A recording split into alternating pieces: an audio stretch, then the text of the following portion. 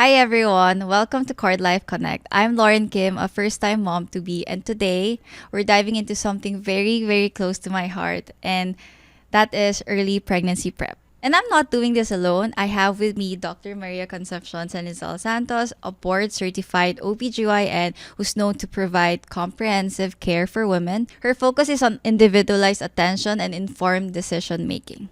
Hi, Doc. Hi, Lauren. It's so nice to Nice to meet meet you. And congratulations Thank on your you. pregnancy, though it's not that obvious right now.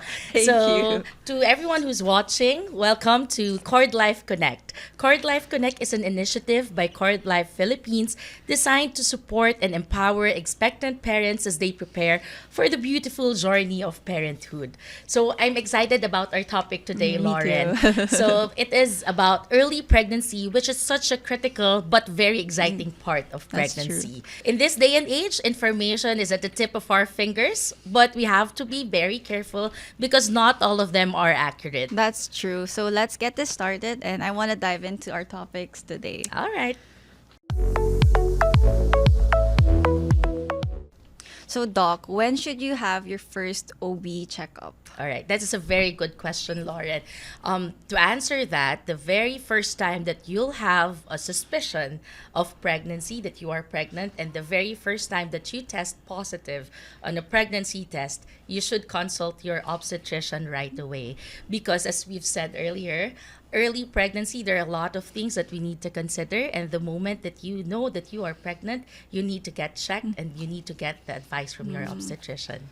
So, why do we consider early pregnancy a critical situation? All right.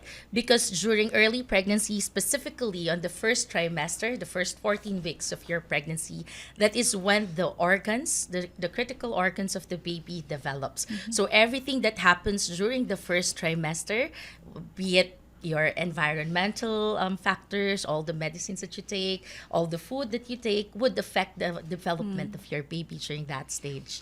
Doc, what's something most first-time moms underestimate? All right. So I have patients who get surprised when they see that even at the early stage of pregnancy, say 6 weeks, 7 weeks, they experience a lot of nausea and vomiting. So some of the patients or some of the moms to be would be surprised to know that even if at a very early stage, the symptoms related to pregnancy will be very prominent. So how about you? Did you have some surprises during the first time that you knew that you were pregnant? I really thought that I wasn't pregnant, but I wasn't able to eat for almost 3 weeks. I lost like almost 4 kilos in the span of like 3 weeks. And the only time that we took a pregnancy test is when my partner, we were fighting and my partner said, "This is not you. There's something wrong. Yeah. There's something wrong because this emotional up and down is too Yes. much." And then we bought the pregnancy test that night. And And you then there knew I it was was pregnant. That's why I was positive, yeah. crying every day. And then I was not eating. And I thought I was just sick. Yeah. So I was very nauseous. the That one first is time. actually, well, not the usual symptom because some of the patients would say that they eat a lot.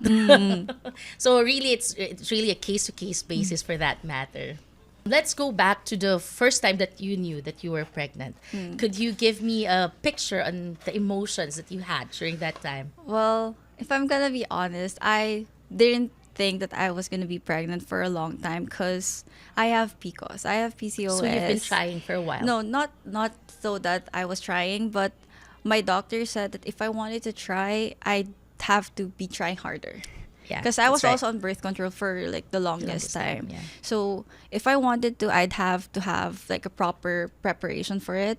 And then when we found out I was pregnant, my partner didn't believe me because I was also on birth control. Yeah.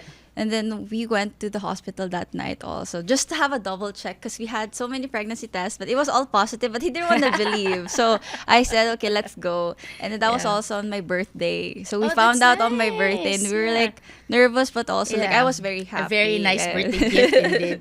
So aside from that, are there any experiences that you can remember that surprised you most during this pregnancy? Well, now that I eat and I do everything normally, I don't crave specifically for anything, which is surprising because I thought I'd be craving for more like unique, like special foods because Yeah. that's what I hear. But most of the time, I just want to be around my partner. That's all I've been craving since the first So your trimester. craving is Yes, your my partner. partner. All right. So, was there any early symptoms that you experienced that you didn't expect you will be experiencing during this time? Maybe the emotional like up and downs. Like I was crying because my dog peed. I was crying To the because smallest of yes, to the things. smallest. Yeah. I didn't think because I would always compare it with birth control. When you first start birth control, the emotional like up and down is Yes, very that's true. very intense.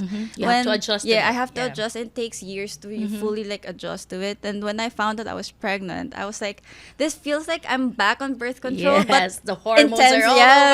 over. But it's more intense because Yes. I can't control it. Like Yes. I don't want to cry, but it's happy cry, but it's also sad cry. Everything's just crying. Yeah, and that's quite surprising indeed. Okay, so Doc, I mentioned that I did experience a lot of like emotional up and downs. When do you think is the right time to call the OB? Or be worried, Yeah. right? Or be worried that All this is right. too much. Yeah. All right. So for as long as the symptoms that you're experiencing, the emotional roller coaster, it's quite expected during pregnancy because of the changes in the hormones that happens. The moment that you need to call your doctor, even if it's not your scheduled checkup, is the moment that you experience physical symptoms like cramping. That is pretty much like how you experience when you have your menstrual period. Or for example, worse if you experience some sort of vaginal spotting or bleeding. That time you need to consult your obstetrician as soon as you can, even if you're not scheduled. So you mentioned the symptoms that you experienced and you were surprised with these symptoms. I have a question. Did you Google everything about it? Well, I guess being a Gen Z, I chat GPT'd everything because chat GPT Oh, yeah, summarizes. it's not Google anymore. Yeah. Okay. It summarizes everything. Yes, And that's true. I did, but I also did my own separate readings because I don't want to rely on what ChatGPT shows me. And as much as possible, I always stayed close contact with my OB just to have That's good. cross check Yeah, because I that's good don't for want to rely. But I did like every single symptoms. Like okay, my toes are cramping. I had to chat GPT it. My hair fall. But I also have a lot of mom friends, so they Yeah. say it's pretty common. Like hair fall is common. My mom, my partner's mom, everyone says it's common. But I always go back to my OB just to be sure. Yeah, that's true. That's good for you that you go to your OB early on in your pregnancy. But were there any instances that you felt anxious for no reason? When I have a sudden cramp. Okay, that's what I was talking about Sudden earlier. cramp, Yeah. or like now I do have I have a bit of the round ligament pain when I'm walking. There's a Yeah, sharp because pain. you're on your Second 23 week. 23rd. Yeah, Yes, right, 23 23rd weeks. week. So I asked my OB. It's usually common, especially that the uterus is Enlarging. I did read about it, but I had to go back just to be sure because Yes. they're the one. You know, And you that's the guys, correct you're thing the to you're do. the expert on Yes. this. So I would ask. And she says it's pretty normal. Everyone goes. I mean, everyone experiences it. stretches, Yeah, it yeah. stretches. That's why you feel. And then if you feel that pain, just try to not move for a while. Relax. And then it's normal. You can just go about your day naman. You don't have to take anything. And also like with supplements and I ask everything. As much as possible, I ask the doctor. Yeah, 'Cause- that's good. Yeah. So for those who are listening, no, I hope they would get Yes. the lesson from you. So for you not to be anxious for no reason at all, yes, you can read, you can not Google, I would say Google it up, but not Google ChatGPT. But you have to confirm it with your obstetrician. But I think also being a doctor, being an OB, and you encounter a lot of like first time moms. I think you're also used to like a lot of questions every course. single day, morning, night. Yeah. You probably get a lot of questions especially on my case, I do give my personal number to my pregnant that's also patients. what I got also, personal number. So not just during clinic consults, I do receive text messages for the most bizarre symptoms that you can think of. That's But true. of course, we would support them because it's their first time, and what they need is really reassurance, no, for them not to be anxious. I about really it. think having a good relationship with your OB is very important. That's why Yes. choosing also your OB for me Is is a very, critical it's a step. very critical Yes. step because she's going to be the one handling when you're giving birth also and That's throughout true. the whole journey. That's true. Yes. Okay. We'll go to my favorite part of this episode. So we have this portion of our podcast named Myth Busting. So I will be giving you some myths that we hear from some moms to be, and then I'll let you guess if it's a myth or not. Okay. So first is hair dye during pregnancy. What do you think? Is it myth or not? For me, I think it's a myth. I did read about it, but I don't get hair color, so it didn't Okay. really I didn't really like. You're not Yeah, affected. I'm not Alright, affected. yeah. But as long as it's a well ventilated place, they said it's okay. Is Good. it true, Doc? She did her research. Okay. So I'm sorry. good news for those who wants to dye their hair during pregnancy. It's a myth, no? But there's a catch. That's one thing. It has to be done in a good ventilated area, and you have to look at the components of the hair dye that will be used, because there are available hair dyes nowadays commercially that have organic components, no? Or if not, theoretically the absorption through the scalp is very minimal. So generally, hair dye during pregnancy is allowed for as long as it's well ventilated and you'll use the less harsh chemicals in it. So our next myth or not question: are cravings equal to baby's gender? I guess coming from a Korean family, we don't have that kind of thing. You know, like we just eat whatever we want. And my mom didn't have special cravings. So I would say it's also a myth. A myth. Yes, correct. Okay. You did your research talaga. All right. So the cravings actually during pregnancy comes from the changes in the hormones as well.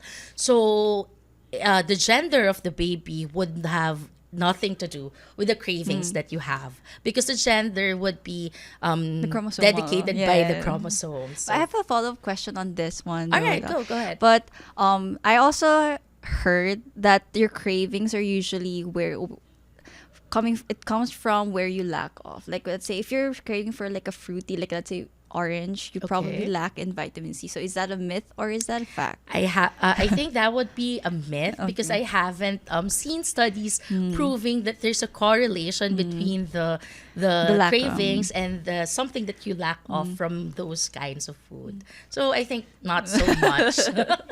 All right. So moving on to our next entry. Maternal raising arms or certain positions can cause cord to coil around the neck. I've never heard about this, but I'd say it's a myth because during workouts you raise your Yes, arms a lot. yes, that's true, So yeah. I wouldn't say it's Correct. related. You're doing good. Okay, so it's a myth, no? What affects actually the cord to coil around the neck is the movement of the baby inside. So if the baby is quite full of movement, no, it can affect the position of the cord and it could cause coiling around the neck. Is it common though, Doc? Oh, well, it is not. It's not unusual. Yeah, it's not unusual that we see cord coils among babies, but it doesn't necessarily mean that you need to undergo a cesarean section for that. No, It can be. yes, fixed we can through- still, because during labor and delivery, we do continuous monitor of the baby while you're ongoing labor. So for as long as the heartbeat of the baby is okay, we can proceed with the labor. And I've delivered a couple of babies who have Umbilical- cord coils as well on the okay, I neck, see. not just on the neck, but all Every- over the body. Yeah. Okay. All right. So next, this one is pretty common. Eating raw seafood is a no-no. I'd say this is true because of Ang the galing mo. bacteria. Also, even cooked food but high in mercury, they say try to avoid it. Yeah. So this is true. Raw foods during pregnancy is really a no-no, pretty much because we want to avoid parasites, no, or any contaminants that might be present on raw food that you would eat during pregnancy. So parang ano lang, it's like even if you're not pregnant, you don't want those things to happen as well, That's right? true. So we're just extra careful because we are taking care of two patients this time, no? So with regards to the mercury, you're correct, no? That's why the sashimi, the sushis, no, the fishes are the ones known to have High. mercury contamination. So we ask the patients to To avoid those kind of food. All right. How many was that? That's 4 on 4, 5 Yeah. on 5. All right, next.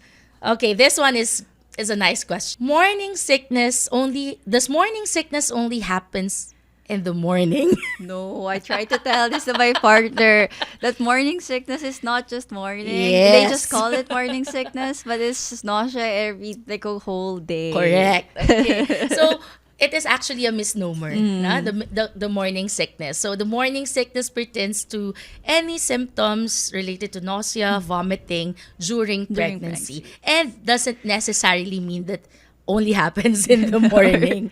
That's correct. All right. Next. Oh, I heard about this earlier that you love this. Yes. The spicy food can trigger labor. No. I guess it depends, but maybe because I grew up eating a lot of spicy food. So being Korean. I read about this too. It only triggers, for some cases, ulcer if a person or a pregnant woman is not used to eating spicy food, and it can upset the stomach. But for me, who's used to eat spicy food, it's pretty much She okay. can replace me here. Yeah. That's correct. That's Yes. that's I read exactly just yeah. because I wanted to be sure. But my mom, like I'm a Korean, right? Yeah. So we really eat a lot of spicy food, and it. I mean, everyone goes through pregnancy pretty much Yes. normally with spicy That's food. exactly the explanation. No? So actually, it's the spicy food. What happens is for those who are not used to eating spicy food, it triggers gastric pains. No? So they think that it's labor pains, but actually it's coming from the ulcer pains. No? So that's Oh, that's right. I think that's the source of this theory or myth. No. All right. So next and last, this one affected me when I was pregnant. Is coffee a total no-no during pregnancy? Myth. You're allowed Correct! You got a 200 perfect milligrams. score. Yes. I mean, but I did Yeah. avoid coffee during my first trimester just because I wanted to be safe. But 200 milligrams, which is around 2 brewed coffees, is perfect. Exactly It's 200 okay. milligrams. All right. No, because more than that, Yeah. it's usually, I mean, there's not enough studies actually that would say that more than 200 milligrams of caffeine would really directly affect the baby, but that's also affecting the mom too, because you're more Sure, the heart, heart rate. palpitations, more on the symptoms of the maternal. So to give it, to make it more practical, because you cannot practically just measure the caffeine, 200 milligrams. So to give an estimate, 200 milligrams is around 1 to 2 cups of coffee. So you're allowed to, for those who are coffee lovers who cannot take it away during pregnancy, you're allowed 1 to 2 cups per day. Perfect score. Congratulations. You did your research. So we're gonna go to our next part, which is lifestyle and planning ahead. So first, what is the expected weight gain during pregnancy? I'm actually very curious about this because I did read about it, but it's a case-to-case basis. Yes, So correct. Doc, what's a normal pregnancy weight gain? Yeah. So for the total weight gain, entire pregnancy, it would depend on the BMI of the patients or the body mass index of the patient during the start of the pregnancy. In your case, being having a normal BMI, for those who have normal BMI, the normal weight gain for the entire pregnancy is averaging from 11 to 16 kilos. And most of it happens during the third trimester. I Towards see. the third trimester. So if you have a normal BMI, up to 16 kilos is still normal. And you're going to lose it up after. Yes. I did lose during first trimester, and I just gained my weight back. Yeah. Now. Maybe because you had your aversion to Yes. food, right? During the first trimester. Okay, so Yeah. Doc, I always ask this about, I asked my doc about this. So what are the safe exercises that we can do? Yeah. So I have a lot of patients as well who ask about this. So the first thing that I ask them is what is the baseline exercise that they do? Because if you're going to start the exercise only during this pregnancy, it's going to be difficult.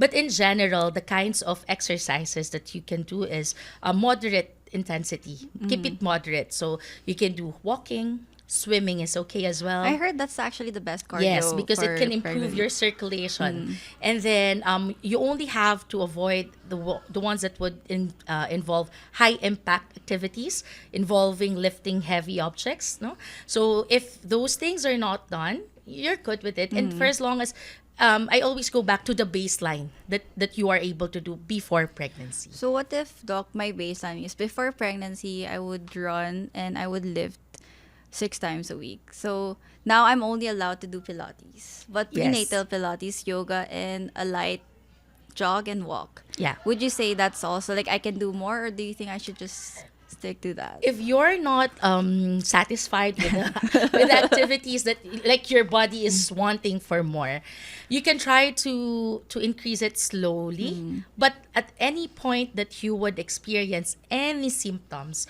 related to contractions or cramping or worse, spotting, you have to stop and you have to rest. Okay.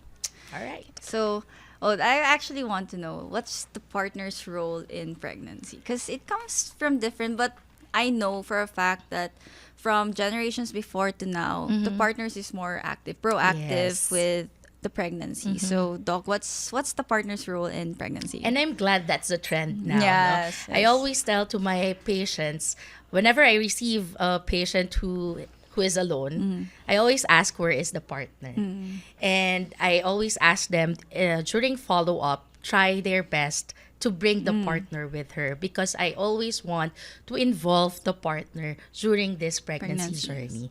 I even tell my patients, it is not just you who is pregnant, Yes, but that's both true. of you. No? So the partner plays a very important role in terms of support. And you've mentioned earlier the roller coaster of emotions that you're having, and the first person that would support you in those things would be your partner. And everything else that would happen down the line of your pregnancy journey, your partner should always be there to share it with you. That's true. And even if during the delivery, I don't know I think it's a case to case basis, but on my experience, for as long as everything is normal, everything is going well, there's no complications, I allow the partner to be present during During the delivery. labor and even during the delivery. And when it's a normal delivery and you have to push, they do the motivation. do He can do it. He it. can do it. Yeah, the vocal support. Yeah. So let's step to the next topic, which is early birth planning. And I just did my CAS scan last week, and so we haven't really sit down and then talked about birth plan. So, Doc, what is birth plan? Birth plan, yeah. Birth plan is something that we do to help the parents, the expectant parents, decide what they want during the time that you need to give birth. So it doesn't necessarily mean that birth plan will be done during the time that you're ongoing labor, because obviously the sessions would be very hard having the labor pains during that time. So usually the birth plan, we do it after the first trimester, or in my case, I depended on my patients. So there are patients during the second checkup pa lang, like for example, 10 weeks, 12 weeks, they would ask about it already. So I would discuss it with them. Some patients would not bring it up as early as those times. So for me, usually around 20 to 24 weeks, as like what you've said, no? If the patient would not ask about it, I'm the one who open it up to them. So basically, the birth plan would consist what you want during labor. So first, how it can include if you want to have medicated labor, meaning if you want to Epidural. receive anesthesia, or you want to do it naturally without the anesthesia. Have you thought about that Well, process? Just recently, because we have to start thinking about it, right? And I told my partner that with birth plan, as much as possible, as long as the baby, I'm gonna prioritize the baby, but of course my partner said he's gonna prioritize my health. But I said it doesn't matter if it's a CS or it's a normal delivery, as long as the baby and we are safe. Yeah, That's my plan. and it's good that we have discussed this now, because the plan expands more than that. It's not just the manner of delivery, but how your labor will transpire. So it would you can start thinking about if you want to receive an epidural anesthesia, if you want to do it naturally with a bouncing ball on your side, yeah. doing your labor. It could also include the people that you want to be beside you during the labor, the people that you want to be observing, or who you want to spend the time during during the time that you're having the labor. It could also include the type of delivery. So for example, you become successful in delivering normally. The birth plan would include if you want an episiotomy. Are you familiar? All right, so your OB would discuss it with you, but it would include if you want to be cut no, during the delivery, if it is a normal delivery. So the birth plan includes all of those things. And the birth plan, no, for it to be, we align the expectations of the patient and the obstetrician during the birth plan. That's why it's very important because, as I've said, it's difficult to do decisions during labor pains, no. So the birth plan helps us to give you an informed decision making by the time when it is needed. That's very informational because I wasn't able to like fully dive into that yet because I wanted to talk to my OB first Yes, too. most probably you're gonna discuss Yeah, this it on your way. next checkup. Okay, so Doc, I've been hearing about that umbilical cords is actually considered as a medical waste. So what do you think about that? For those patients who would want to avail this service, the placenta and umbilical cord particularly is not considered as a medical waste. No. So as an obstetrician, our responsibility is to collect the umbilical cord and umbilical cord blood, which is the blood that remained in the placenta and umbilical cord after the delivery of the baby. So it's something families can consider as part of their early planning. So it's like giving a baby an added protection later on. Okay, that's actually really interesting. So for the moms, where is it processed and kept? Okay, so for the stem cell banks like Cordlife Philippines, they have a local facility where processing and cryopreservation of these stem cells are done. Okay, so Doc, what is the difference between cord tissue and cord blood that you mentioned? All right. So the umbilical cord blood is actually the blood that remains in the umbilical cord and the placenta after the baby is delivered. No? So this umbilical cord blood would contain what we call hematopoietic stem cells, or simply called HSCs. These HSCs has the potential to differentiate into different cell types like your red blood cells, which is important in carrying oxygen in your body, to white blood cells, which is important to protect you from certain infections, and platelets, which is important in producing blood clots whenever there's hemorrhage or bleeding. Okay, I see, Doc. But how about the cord tissue? Does it function differently? Yeah. So the cord tissue, on the other hand, unlike the blood, it comes from the outside surface of the umbilical cord itself.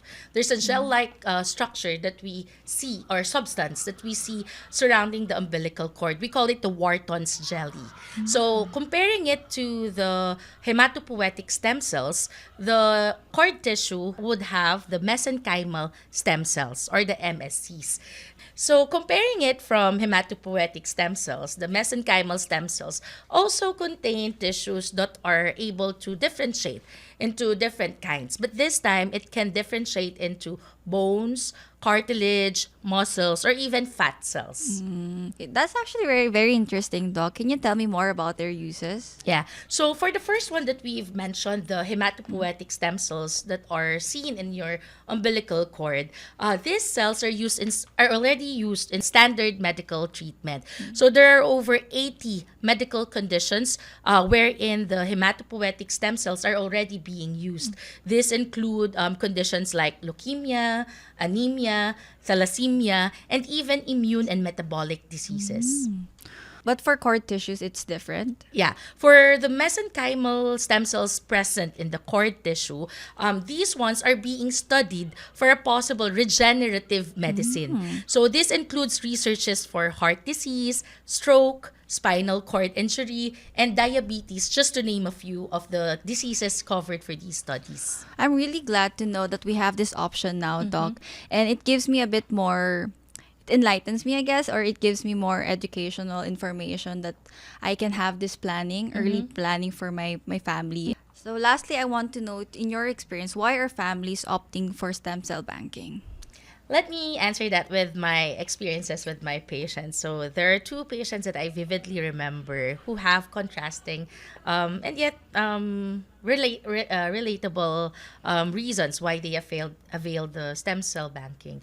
So I have one patient who availed it for the most common reason why other parents avail the service, which is for their baby's future use, right? So, but there's one patient that I had before wherein the the patient's dad is currently undergoing stem cell treatment. So they inquired about having the stem cell from the baby, if they can use it for the dad who is already undergoing the stem cell treatment. And it was a good experience because when I inquired from the representatives of Cordlife Philippines, that it was really indeed possible. And it was very convenient for this family. They were really glad that Cordlife was able to help them out with this one, because the stem cell that were used to the dad comes from same lineage. So it was really a good experience. That's why that patient is really memorable for me. So the point of that I want to drive at is that using stem cell banking is not just for the future use of your own baby, but it can also be used for other people as well, especially parts of your family who would need it in the future or even in the present. So Lauren, we're down to the last part of and I'm sad that it's about to be over. But may I ask, what is your greatest takeaway with our conversation today? Well, I guess my biggest takeaway is the stem cell banking is not just for your baby's use, and you can actually save it and share it with your family if they are in need too. Yes. So I guess that's something that people are not as aware, I guess. And for me, that's a very, very big plus, because we are considering it anyway in the future. Yes. So that's very important for me. Yeah, that's nice to hear. And is there one thing that you feel more confident about having the discussions that we had earlier? Well, I guess I'm more confident now because I know that I am doing my research right and I am communicating with my OB Yes. good enough, like enough for me to have enough information and educational. I'm not doing an educational guest for my baby. So you're doing good. Yeah, I think I'm more confident and I'm doing good as a first-time mom. That's good. Okay, so to the listeners, I would want to share that I know being a first-time mom is very nerve-wracking. It's very scary. It's very anxious-filled emotions. But always listen to your OB. Do your research, but also always have it cross-checked with your OB and ask questions as much as possible, because trust me, probably OBs are doctors so used to getting questions every day, because my doctor replies to me even on a Sunday. She replies to me even mornings. Yes. If I ask, doc, can I do a light jog today? Maybe that's common. All of us. I think so too. So yes, always listen to your doctor. Don't make assumptions on what you think you can do because your body is just okay with it. Always confirm and always just be more reassuring to, I don't know, to your doctor. Always just ask your doctor. The doctors know best. They're the experts on this. So on my part as an obstetrician, I would like to add up on that to reassure all the first-time moms to be like you that not all pregnant patients would have the same symptoms that they experience. So it's good that you would have a support system wherein you share your experiences and your symptoms, but try not to compare because not everything is the same to each and every pregnant patient. So one symptoms may be present to you but not to the other. I'm not saying that you don't talk to each other, but it's good that you would have a good support system, but don't compare because you are unique in each and every way. I would like to remind all the expectant moms to be the importance of early consultation. So again, the earliest time that you do your consult, the better, because it would help you do an early planning and it would make you be prepared and have a more informed decision making when the time needs it. Thank you so much, Dr. Concep. And thank you for everyone who is listening. Whether you're just curious, you're planning ahead, or you're already in this journey like me, I hope today gave you some clarity and some confidence. And I hope you guys all have a positive pregnancy journey like me. My pleasure, Lauren. And thank you, everyone, for tuning in. Best of luck to you, Lauren, in your pregnancy, and to all the expectant moms who are watching this video. Catch you guys next time. Stay safe, stay curious, and here's to happy, healthy beginnings.